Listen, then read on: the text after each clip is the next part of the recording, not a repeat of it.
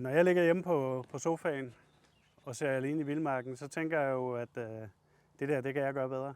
Men det bliver jo så spændende, om jeg rent faktisk kan det, når hjernen ikke får så meget energi, som den plejer at få tilført, og savnet til familien også trænger sig på og så videre, så bliver det måske, så kan det godt gå hen og blive sværere, end jeg sådan lige forestiller mig. Men jeg tænker, at jeg har færdighederne til det.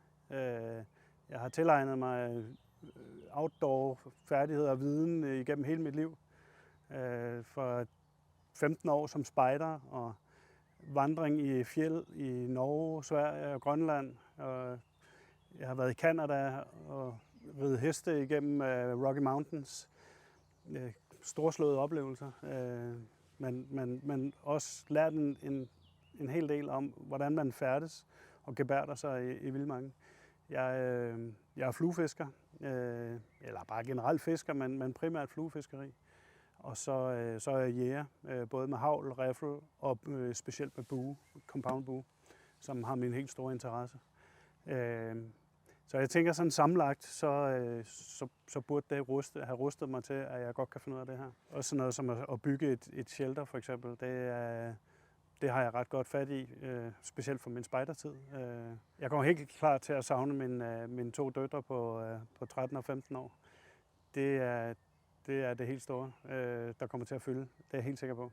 Mobiltelefonen, den er jeg helt sikker på, at jeg ikke kommer til at savne. Så er der selvfølgelig noget mad. Det kommer jo helt naturligt også til at være et issue. Jeg regner med, at det kan jeg godt skaffe. Når jeg ikke har styr på fiskene mere, fordi at der er kommet is på, eller den dur, jamen så har jeg jo min compound bue, som jeg tænker, jeg kan nedlægge noget vildt med. Jeg boede hos min far som barn, og han levede et ret omtumlet liv. Men han gav mig dog den gave at være i naturen og holde af at være i naturen. Og jamen, fra jeg var cirka 3 til jeg var 8 år gammel, der var det næsten hver dag, vi var i skoven. Hvor han fortalte mig om vandets cyklus og årstidernes skiften, og hvad det havde indvirkning på dyr og natur, og dyr og træer og så videre. Det er faktisk de bedste oplevelser, jeg har med min far.